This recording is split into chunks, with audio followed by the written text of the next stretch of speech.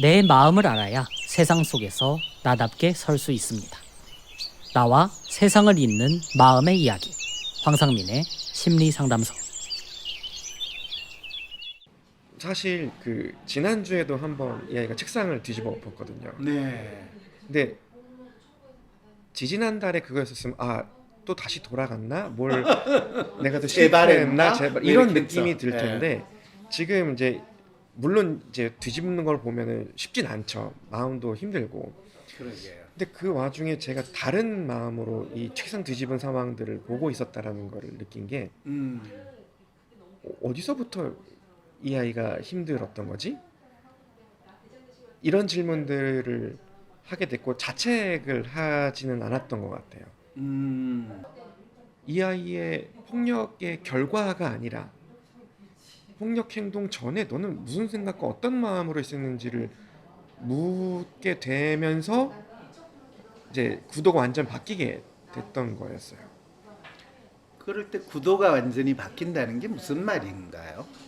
이 아이의 폭발 장면에서 어떻게 하면 폭발을 덜 할까라는 질문이 아니라 이 폭발하는 행동에서도 심지어 욕을 하거나 뭐 물건을 집어던지는 그 상황에서도 너는 어떤 마음이니? 그렇지.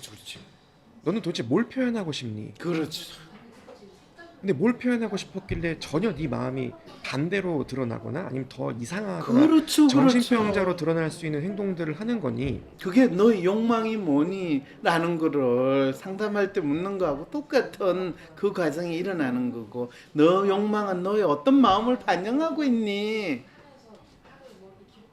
그 질문이라는 거 네. 아시죠? 그죠? 그래서 그 다음에 제가 자연스럽게 이제 하고 싶었고 시도했던 노력들은 이 아이의 마음을 해석해 주자. 그렇죠.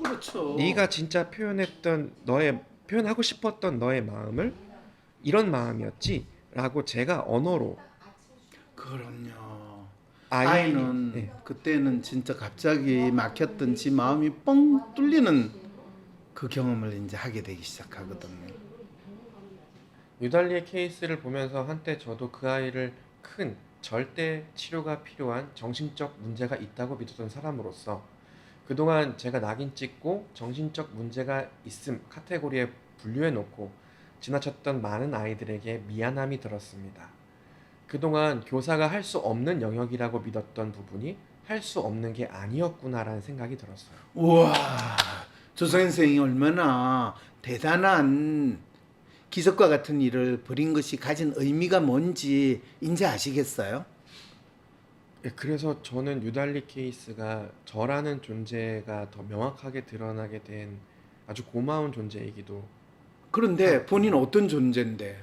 본인이 지금 여기서 무슨 존재로 본인이 드러난 거라고 생각하세요?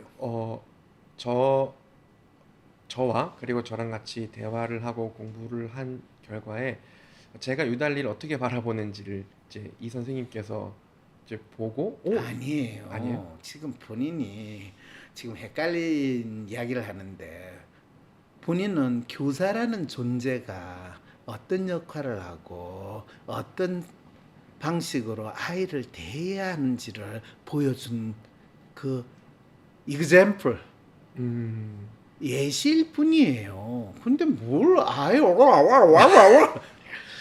네네네. 그러니까 이 선생님이 교사가 할 수 없는 영역이라고 믿던 부분이 할 수 없는 게 아니었구나. 그동안 본인 스스로 부정하고 배제시켰던 교사의 역할이 뭐라는 것을 조성현 교사를 통해서 이 선생님은 알게 됐고, 그동안 이 정신과 의사 코스프레를 하면서 비껴나가고 내가 부정했던 교사의 역할을 조성현 선생은 뚜렷하게 지금 동료 교사한테 보여준 거예요. 네. 아니 이제 알았어요? 아니요, 그거를 이렇게 정리해서 표현은 못했던 것 같아요. 네. 본인이 자기 말로 네. 지금 본인이 경험했고 본인 나름대로 한 학기 동안 이루었던 성과, 성취를 어떻게 표현을 할 수 있겠어요?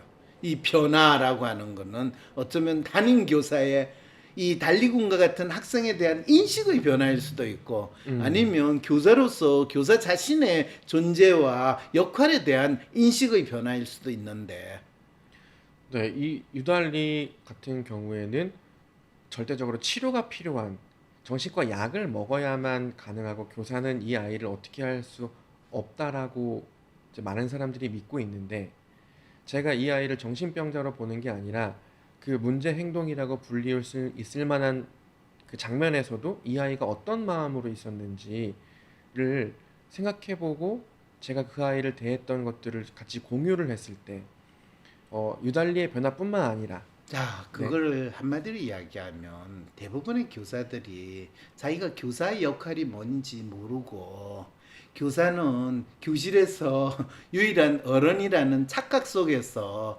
교사의 역할과 교사의 존재감을 가지고 있을 때 조성현 교사는 교사의 역할과 교사의 존재감은 아이의 마음을 읽어주고 아이와 함께 교실에서 생활하는 것을 아이와 함께 다른 아이와 함께 보여준다라는 진정한 교사의 역할과 존재에 대해서 본인이 보여줬을 때 교사는 어떤 상황이 있더라도 교실에서 아이와 함께하고 아이의 마음을 읽어주는 것이 교사의 역할과 존재의 이유라는 것을 뚜렷이 할 수 있을 때 교사의 역할과 존재의 이유를 잃어버리고 이 정신과 의사 코스프레를 하면서 자신들이 교육을 시키는 아이들을 정신병자로 만들기에 급급했던 많은 교사들한테 조성현 교사는 교사란 어떤 역할을 하고 어떤 행동을 해야 하는가를 보여줬다.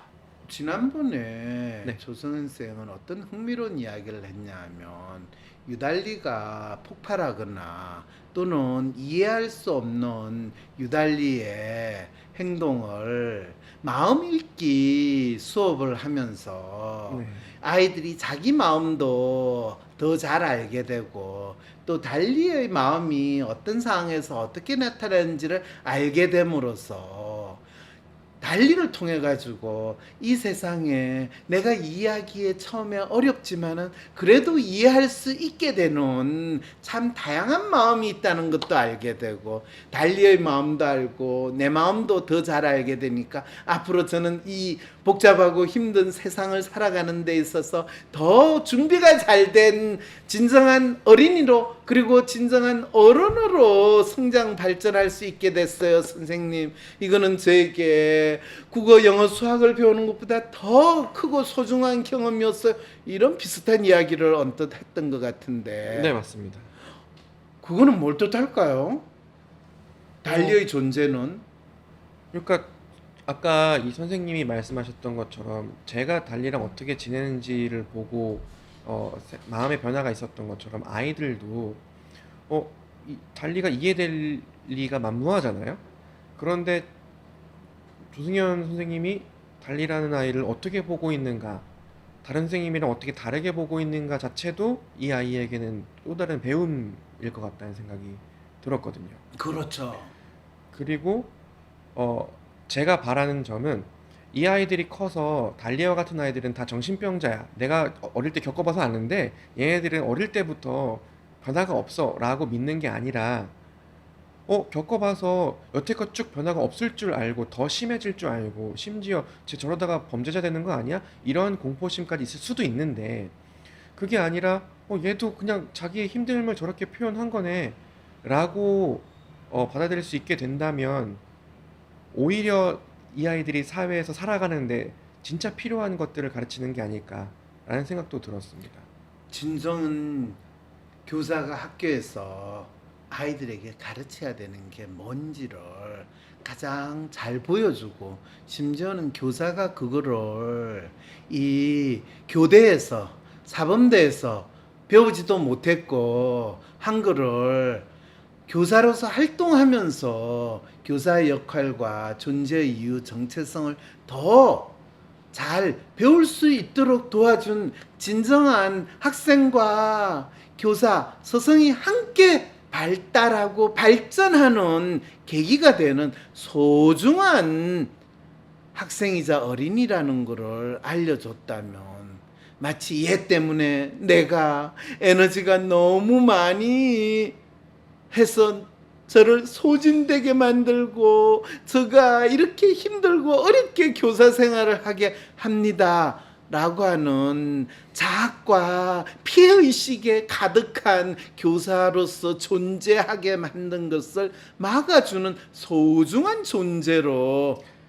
그렇다면 선생님은 다른 아이들을 너희들은 달리아와 같은 아이랑 함께 지내는 정말 대단한 일을 하고 있다. 그렇죠. 너희들은 엄청 대단한 존재다라고 인정할 수 있게 한다면 아이들도 스스로 그래 나 다른 아이들뿐만 아니라 유달리랑 같이 지내면서도 살아가고 있어라고. 우리 반에 이런 애가 있었는데 한 10년쯤 지나가지고 내가 그런 애들하고도 지냈는데 이 정도 조직에서 저런 미친 지랄하는 상사나 동료하고 지내는 건 꿈이지. 그때 우리 조성현 선생님이 보여줬던 그 존재의 확인과 마음 읽는 그 신공수를 내가 배웠기 때문에 저런 정신병자 같은 상사 밑에서도 나는 사랑받고 내 역할을 잘하는 존재로 이렇게 꿋꿋하게 살 수 있는 거야. 이게 얼마나 큰 생존의 능력을 키워주는 거예요. 그렇죠. 데파스 웰브트린 아빌리파이 졸피뎀. 마음의 감기라 불리는 아픔에 시달리면서 몸에 작용하는 약물을 무려 10수년간 복용해온 92년생 김지영. 그런 그녀가 WPI 심리상담을 통해 자신의 과거와 현재 삶을 찬찬히 돌아보고 이후 그녀가 아로새길 자신만의 미래는 얼마나 아름다울 수 있는지 생생하게 그려낸 책. 창문 너머에 살고 있는 당신에게도 내가 만들어가는 삶에 대해 말해주고 싶다.